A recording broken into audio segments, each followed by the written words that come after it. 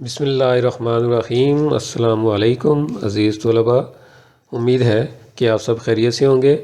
ابھی ہم شروع کرنے جا رہے ہیں Pakistan studies class 12 federal board کے یونٹ 10 رائٹس اینڈ رسپانسبلٹیز کا part 5 status of human rights in Pakistan.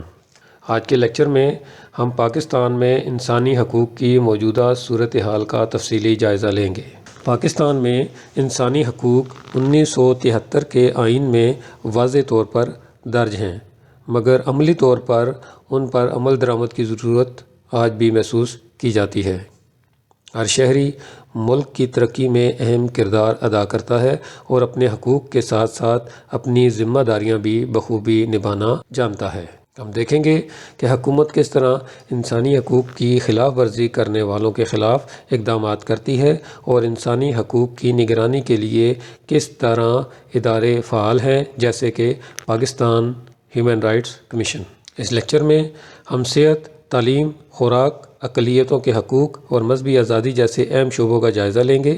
ہم یہ بھی سمجھیں گے کہ کس طرح تعلیم غربت کے خاتمے اور معاشرتی بہتری میں کردار ادا کرتی ہے، اور خوراک میں خود کفالت کا قومی ترقی میں کیا کردار ہے۔ ساتھ ہی ہم دیکھیں گے کہ اقلیتوں اور معاشرے کے کمزور طبقوں کے حقوق کی حفاظت کس طرح کی جا سکتی ہے، اور پاکستان میں انسانی حقوق کے فروغ کے لیے مزید اقدامات کی ضرورت ہے۔ آئیے اس اہم موضوع پر تفصیل سے بات کرتے ہیں تاکہ ہمیں نہ صرف اپنے حقوق کا علم ہو بلکہ اپنی ذمہ داریوں کا بھی صحیح اندازہ ہو، اور ہم ایک بہتر معاشرہ تشکیل دے سکیں اور پاکستان کے ایک اچھے شہری بن سکیں۔ سب سے پہلے انٹروڈکشن۔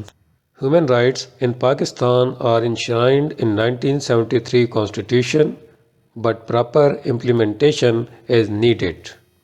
پاکستان میں انسانی حقوق 1973 کے آئین میں درج ہیں، لیکن انہیں صحیح طور پر نافذ کرنے کی ضرورت اب بھی ہے۔ Every citizen plays an important role in the country's progress۔ ہر شہری ملک کی ترقی میں اہم کردار ادا کرتا ہے۔ Promoting a culture of unity in diversity ensures harmony among different communities۔ تنوع یا رنگا رنگی میں اتحاد کے کلچر کو فروغ دینا مختلف کمیونٹیوں کے درمیان ہم آہنگی کو یقینی بناتا ہے۔ یعنی جہاں بہت سارے علیحدہ علیحدہ کمیونٹیز کے لوگ اکٹھے رہ رہے ہوتے ہیں، وہاں پہ اگر ان کے بیچ اتفاق نہ ہو تو یہ بہت سارے مسائل پیدا کرتا ہے، اور اگر ان کے درمیان یونٹی ہو تو یہ انتہائی فائدہ مند ہوتا ہے ملک اور معاشرے کے لیے۔ The government must punish violators of human rights strictly۔ حکومت کو انسانی حقوق کی خلاف ورزی کرنے والوں کو سختی سے سزا دینی چاہیے۔ اگر سزا جزا کا ماحول ختم کر دیا جائے تو پھر جرائم بڑھتے ہیں اور مسائل روز بروز بڑھتے جاتے ہیں،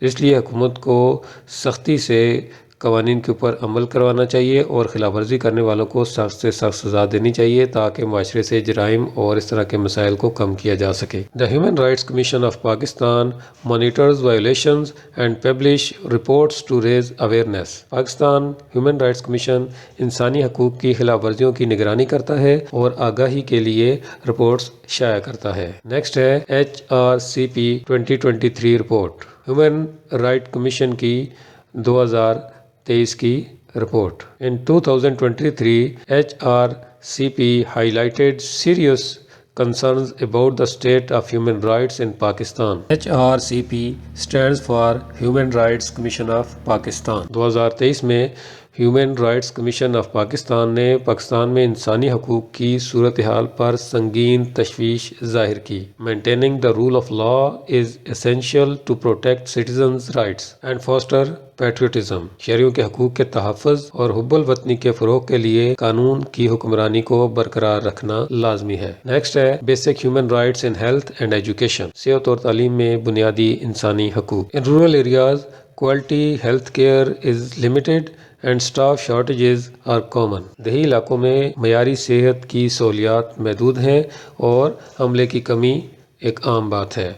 More funds are required to provide better health facilities for citizens۔ شہریوں کے لیے بہتر صحت کی سہولیات فراہم کرنے کے لیے زیادہ فنڈز کی ضرورت ہے۔ گاؤں دیہاتوں میں صحت کی سہولیات کا بہت بڑا مسئلہ ہے۔ ہاسپٹلز صحیح سے کام نہیں کر رہے ہیں، ان کے اندر فنڈز کی کمی تو ہے ہی، لیکن جو فنڈز ملتے ہیں وہ بھی کرپشن کی نظر ہو جاتے ہیں اور عوام کو جو سہولیات ملنی چاہیے وہ نہیں مل پاتی ہیں۔ تو گورنمنٹ کو اس کے اوپر تھوڑا فوکس کرنا پڑے گا اور عوام کی صحت کو پرائرٹی دینی پڑے گی۔ ان education disparities exist between urban and rural areas. تعلیم کے شعبے میں شہری اور دیہی علاقوں کے درمیان فرق موجود ہے۔ یہ تو آپ جانتے ہی ہیں کہ گاؤں میں اور شہروں میں تعلیمی جو نظام ہے اس میں بڑا فرق ہے۔ شہروں میں اچھی فیسلٹیز دستیاب ہیں بچوں کے لیے، سہولیات بھی زیادہ ہیں، جبکہ گاؤں دیہاتوں میں یہ ساری چیزیں اویلیبل نہیں ہوتی، وہاں مشکلات کا سامنا کرنا پڑتا ہے اسٹوڈنٹس کو بھی، اور اس کے علاوہ اساتذہ اکرام بھی جو ہے نا وہ پریشانی کا شکار ہوتے ہیں اور بہت سارے مسائل ہیں۔ اسکولوں کے اندر بنیادی سہولیات ہی میسر نہیں ہوتی ہیں، بجلی کا مسئلہ ہوتا ہے، کمرے نہیں ہوتے ہیں، اس کے علاوہ واش رومز وغیرہ کی کوئی سہولت نہیں ہوتی ہے۔ شہروں اور گاؤں دیہاتوں میں یہ بڑا فرق ہے۔ اس کے علاوہ وہاں پہ کوالٹی آف ایجوکیشن بھی اتنی اچھی نہیں ہوتی ہے، اور جبکہ شہروں میں یہ بہت بہتر ہے اس سے۔ تو یہ فرق بھی ختم کر کے ہمیں اپنے گاؤں دیہاتوں کے تعلیمی سسٹم کو بھی تھوڑا اپ گریڈ کرنا پڑے گا۔ The government must increase education facilities in remote areas۔ حکومت کو دور دراز علاقوں میں تعلیمی سہولیات بڑھانی چاہیے۔ نیکسٹ ہے role of education in poverty alleviation۔ تعلیم کا غربت کے خاتمے میں کردار۔ Education helps alleviate poverty as educated individuals secure jobs۔ تعلیم غربت کو کم کرنے میں مدد دیتی ہے کیونکہ تعلیم یافتہ افراد روزگار حاصل کر لیتے ہیں، کر سکتے ہیں۔ اب تعلیم ہوگی، اچھا پڑھا لکھا شہری ہوگا تو وہ آسانی سے اپنے لیے بہتر روزگار تلاش کر لے گا، جبکہ ایک بندہ ایجوکیٹڈ نہیں ہے تو اس کے لیے بہت ساری مشکلات ہوتی ہیں، اس کو روزگار کی تلاش میں بہت سارے مسائل کا سامنا کرنا پڑتا ہے۔ A skilled workforce attracts foreign investment and boosts economic growth۔ ہنرمند افرادی قوت غیر ملکی سرمایہ کاری کو راغب کرتی ہے اور اقتصادی ترقی کو فروغ دیتی ہے۔ جتنے زیادہ ہنرمند لوگ ہوں گے آپ کے پاس، اتنی زیادہ اٹریکشن ہوگی آپ کی کنٹری کے اندر فارن انویسٹمنٹ کے لیے۔ اس لیے اب ہمیں اپنے بچوں کو عام روایتی تعلیم سے ہٹا کر ووکیشنل ایجوکیشن کے اوپر لگانا پڑے گا تاکہ وہ سکلز وغیرہ سیکھ سکیں اور آنے والے دور کے ساتھ خود کو میچ کر سکیں۔ Vocational education provides practical skills to meet societies need. پیشہ ورانہ تعلیم عملی مہارتیں فراہم کرتی ہے جو معاشرے کی ضروریات کو پورا کرتی ہیں۔ Modern agricultural techniques increase crop quantity and quality. جدید زرعی تکنیکیں فصل کی مقدار اور معیار کو بڑھاتی ہیں۔ نیکسٹ ہے importance of self sufficiency in food. خوراک میں خود کفالت کی اہمیت۔ Every individual has the fundamental right to sufficient and nutritious food.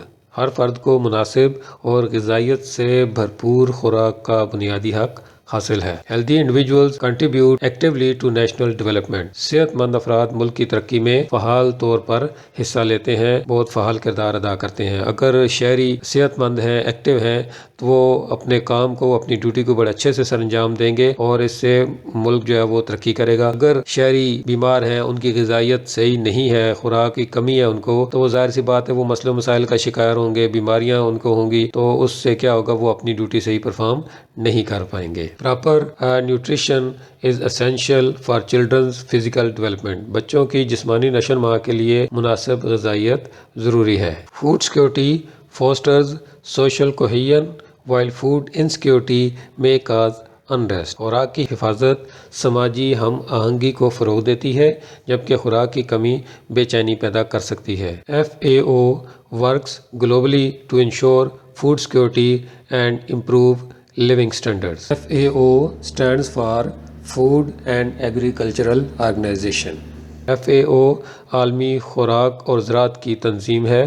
یہ خوراک کی حفاظت اور معیار زندگی کو بہتر بنانے کے لیے عالمی سطح پر کام کرتی ہے۔ نیکسٹ ہے ہیومن رائٹس اینڈ مینورٹیز۔ اقلیتوں کے انسانی حقوق۔ Minorities are groups smaller in number than the dominant community based on religion, ethnicity or race۔ اقلیتیں وہ گروہ ہیں جو مذہب، نسل یا قومیت کی بنیاد پر غالب کمیونٹی سے کم تعداد میں ہوتے ہیں۔ یہ مائنورٹیز مذہب کے لحاظ سے بھی ہو سکتی ہیں، جیسے پاکستان ایک اسلامک کنٹری ہے تو یہاں پہ جو نان مسلمز ہیں، چاہے وہ کرسچنز ہیں، ہندو ہیں، سکھ ہیں یا کسی اور مذہب سے تعلق رکھنے والے لوگ ہیں تو وہ مائنورٹیز کہلائیں گے۔ اسی طرح اگر آپ کسی زبان کی بات کریں تو آپ بلوچستان میں چلے جاتے ہیں تو بلوچستان میں میکسیمم آبادی جو ہے وہ بلوچی زبان بولنے والی ہے، تو وہاں جو غیر بلوچی لوگ ہوں گے وہ مائنورٹیز ہوں گی۔ اسی طرح کسی بھی علاقے میں آپ چلے جائیں اور جو اکثریت کے مقابلے میں کم تعداد میں کمیونٹی ہوتی ہے وہ مائنورٹیز کے اندر شامل ہوتی ہے۔ Minorities often face prejudice, marginalization and exclusion from political, social and economic participation. اقلیتوں کو اکثر تعصب، پسماندگی اور سیاسی، سماجی اور اقتصادی شرکت سے محرومی کا سامنا کرنا پڑتا ہے۔ States must treat minorities equally and ensure their rights without bias۔ ریاستیں اقلیتوں کے ساتھ مساوی سلوک کریں اور ان کے حقوق بغیر کسی تعصب کے یقینی بنائیں۔ In Pakistan, all citizens, including minorities, are given equal rights under the 1973 Constitution۔ Pakistan میں تمام شہریوں بشمول اقلیتوں کو 1973 کے آئین کے تحت مساوی حقوق حاصل ہیں۔ نیکسٹ ہے ریلیجیس فریڈم آف مائنورٹیز ان پاکستان۔ پاکستان میں اقلیتوں کی مذہبی آزادی۔ Religious freedom promotes social harmony and human dignity.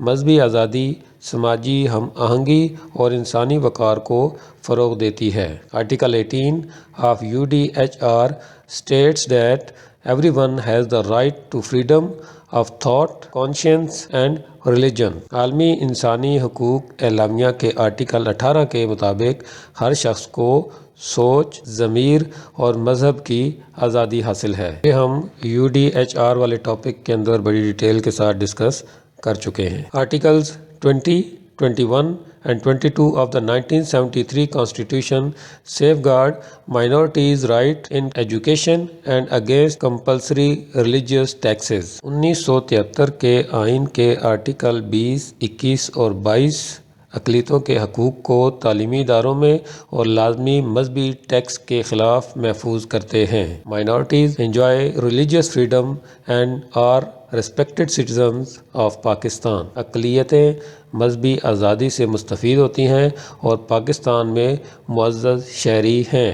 Pakistan میں مذہبی اقلیتوں کو بھی برابری کے حقوق حاصل ہیں۔ ان کو مذہبی رسومات اور عبادات سے کسی جگہ پہ منع نہیں کیا جاتا اور مکمل آزادی کے ساتھ وہ اپنے مذہب کے مطابق یہاں پہ زندگی گزار رہے ہیں۔ عزیز طلباء، اس کے ساتھ ہی ہمارا یہ ٹاپک بھی کمپلیٹ ہوتا ہے۔ اس ٹاپک سے متعلق آپ کا کوئی بھی سوال ہے تو آپ کمنٹ سیکشن میں پوچھ سکتے ہیں۔ انشاءاللہ میں کوشش کروں گا کہ آپ کو جلد از جلد اس کا جواب دے سکوں اور بہت جلد اس یونٹ کے نیکسٹ ٹاپک کے ساتھ دوبارہ آپ کی خدمت میں حاضر ہوں گا۔ تب تک کے لیے مجھے اجازت دیجیے۔ اللہ حافظ۔